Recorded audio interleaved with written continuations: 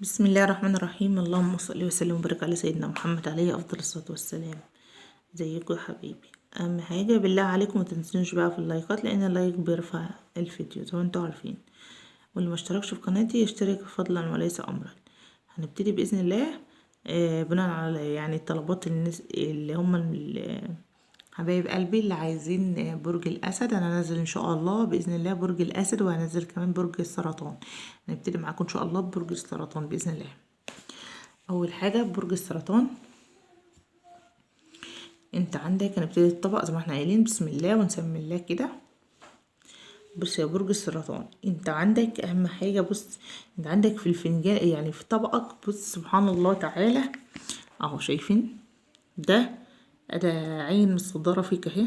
دي عين صعبه قوي قوي قوي، عايش يعني راشقه في حياتك على طول، ماشي.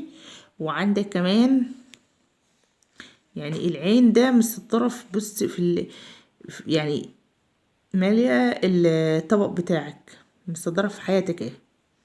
شوف تحت، شوف في كل الأماكن موجودة في الطبق كله. عموما في عيون كتير صعبة أوي، ناس يعني ايه مقيمين في حياتك يعني بمعنى صح. ربنا يهديك منهم يا رب ويبارك عنهم بإذن الله، يبعدهم عنك قصدي. فإن شاء الله اهوت. يعني انت كمان عندك شخص اهو، لو انتوا شايفين عندك كمان شخص اهو بتاع مصلحته، ماشي اهوت.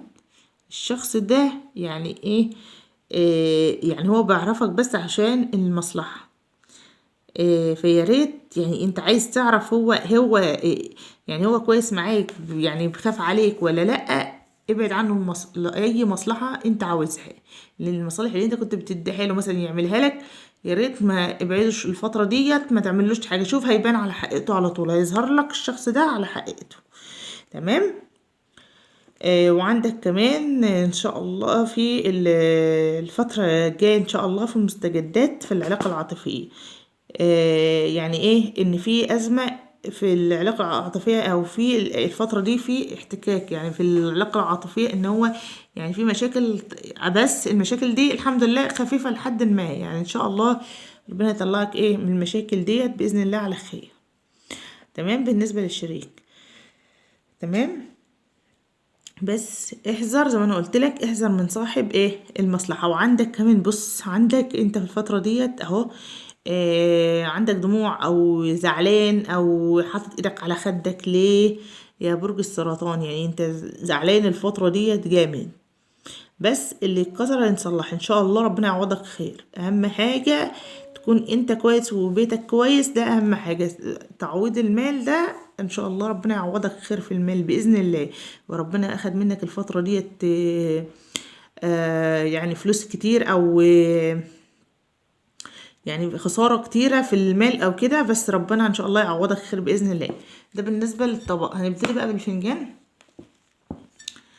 بص بقى يا فنجانك انت اهو، برضو بص سبحان الله، انت كان عندك مشاكل، يعني انت اهو شوف كام مشكلة، 5 مشاكل اهم شايفينهم اهو. ما زلت في مشكلة، المشكلة دي كلها بسبب ايه؟ في ناس بعض منهم اللي هو بتاع اللي هو المشاكل بينه وبين الاهل، بس انت اكتر مشاكلك كلها بسبب المال. يعني انت الفترة ديت يعني كل مشاكلك كلها بسبب المال، بس ربنا يفك ضيقتك باذن الله. وعندك كمان في علاقة يعني ايه انت العلاقة اللي في عندك علاقة بالنسبة للعلاقة العاطفية. عندك انت يا برج السرطان في علاقة في 2 بيحبوك يا برج السرطان. وانت بتفضل شخص واحد فيهم، الشخصين دولت هم يا اما قرايب يا اما صحاب، بس انت بتفضل يعني واحد فيهم، ونفسك العلاقة اللي بينك وبينه تكمل، اللي هي تبقى مشروع جواز او حاجة. بس في مشاكل، لان المشاكل دي واحدة هي اللي عاملاها عشان تفرق بينكم. بس ان شاء الله يعني ان شاء الله خير بإذن الله.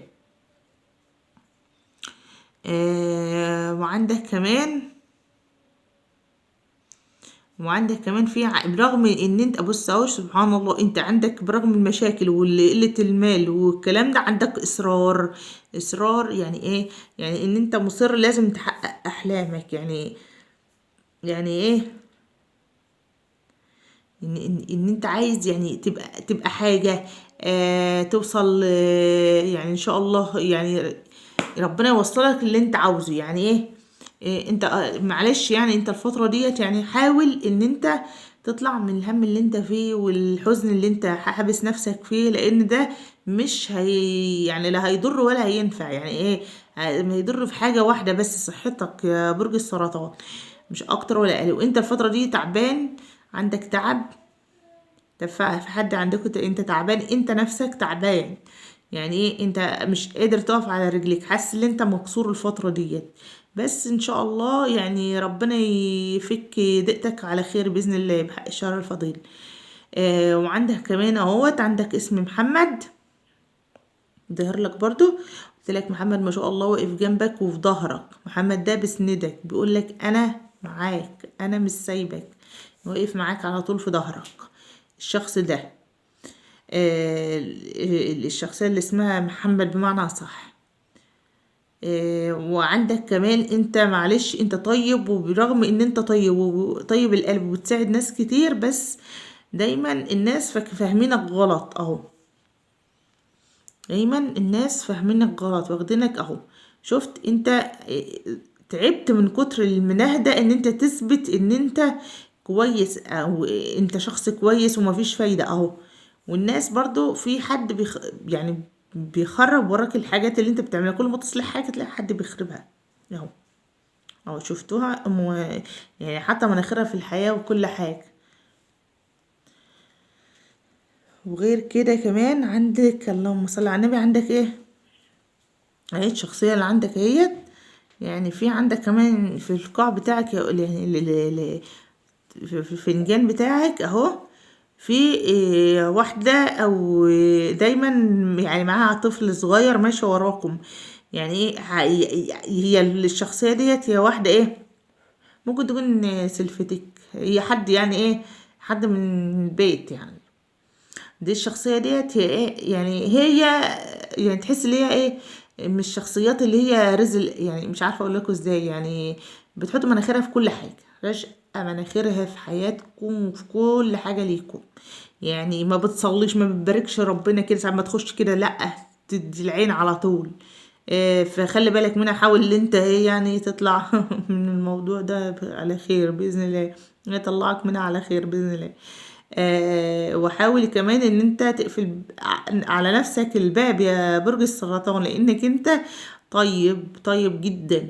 يعني ايه، انت شخصيتك تحس ليها قوية، بس انت ضعيف جدا جدا من جواك، هش خالص من جوه. ودمعتك قريبة، فحاول ان شاء الله يعني انت يعني سيبك من المال والحاجة دي، خلي بالك من صحتك الفترة القادمة ان شاء الله. وربنا يا رب زي ما انا قلت، اللي عندك انت يا برج السرطان، عندك زي ما انا قلت حسد برضو باين في الفنجانك اهو. فزي ما انا قلت قبل كده، يا ريت تشغلي سورة البقرة والبيت كله يشرب على مية حلوة، مية كويسة، والناس وايه، وتشربي لأهل البيت كله اللي هو العيلة بتاعتك.